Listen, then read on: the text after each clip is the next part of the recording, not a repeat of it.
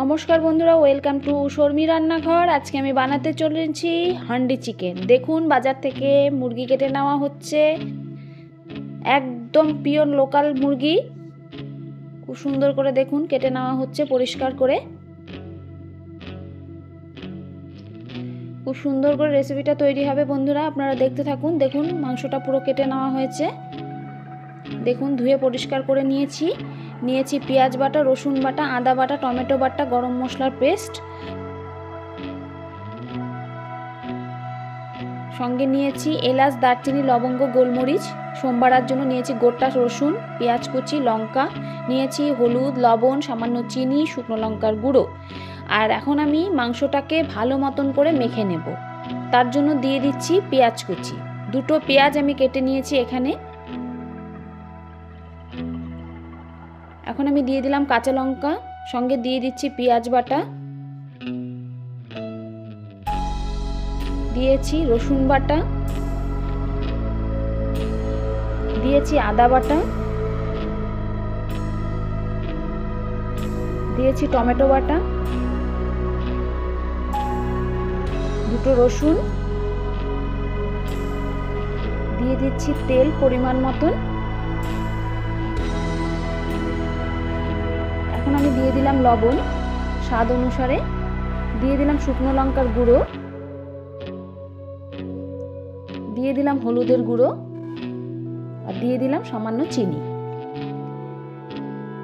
এখন আমি এটাকে খুব ভালো মতন করে মেখে নেব। দেখে যেন মনে হয় যেন এখানেই রান্নাটা হয়ে গেছে বন্ধুরা, এত সুন্দর করে মেখে নিতে হবে।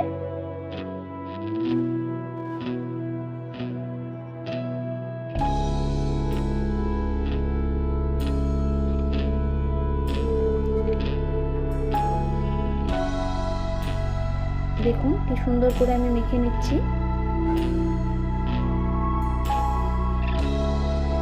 আমার মাখা কিন্তু একদম কমপ্লিট, দেখতেই পাচ্ছেন। এখন আমি হাঁড়িটা বসিয়ে দিয়েছি। হাঁড়ির মধ্যে আমি সামান্য ঘি দিয়ে দেব। খুব সাধারণ উপায়ে আমি তৈরি করেছি, যে কোনো মানুষ এটা তৈরি করতে পারবেন। একবার দেখুন রেসিপিটা। এখন আমি এই ঘিয়ের মধ্যে দিয়ে দিলাম সামান্য চিনি, আর দিয়ে দেবো সোমবারা, তেজপাতা, এলাচ, দারচিনি, গরম মশলা, শুকনো লঙ্কা, গোলমরিচ সব একসাথে দিয়ে দিলাম। এখন আমি সামান্য নেড়ে নেব।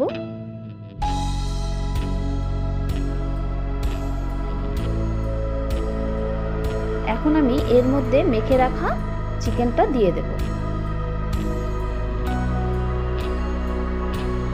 আপনারা দেখতেই পেলেন আমি লোকাল মুরগি দিয়ে রান্নাটা করেছি। চাইলে কিন্তু আপনারা পোলট্রি মুরগি দিয়েও করতে পারেন, তবে তার জন্য সময়টা একটু কম লাগবে, যেহেতু পোলট্রি মুরগি খুব তাড়াতাড়ি সেদ্ধ হয়ে যায়, আর এটা একটু সময়টা বেশি লাগবে। আমি আপনাদের বলে দেবো সময়টা। দেখুন আমি হাঁড়ির ভিতরে সবগুলো দিয়ে দিলাম, আর উপরের দিকে রসুনটা দিয়ে দেবো।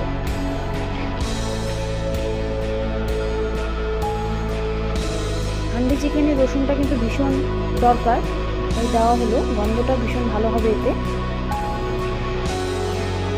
এখন আমি এর মধ্যে গরম মশলার পেস্টটাও দিয়ে দিলাম। ভালো মতন করে নেড়ে নিচ্ছি। মাটির হাঁড়ি, খুব সাবধানে কিন্তু নাড়বেন। এখন আমি আটা দিয়ে মুখটাকে ভালো মতন করে বন্ধ করে নিই।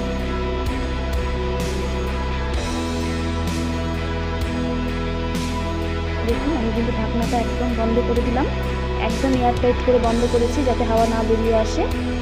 দেখুন আমি ঠিক 45 মিনিট পরে হাঁড়ির মুখ খুলে দিলাম।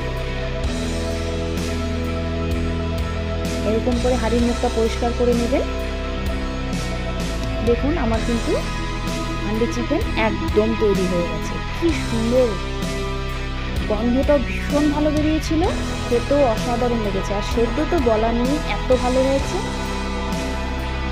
দেখুন আমি কিন্তু গ্যাস বন্ধ করে দিয়েছি, কিন্তু ফুটছে, যেহেতু মাটির হাঁড়ি। দেখুন আমি নামিয়ে নিচ্ছি, কালারটা কতটা সুন্দর এসছে। খুব সহজ উপায়ে আমি এটা করেছি। যদি ভালো লেগে থাকে লাইক, কমেন্ট, শেয়ার অবশ্যই করে দেবেন। ধন্যবাদ।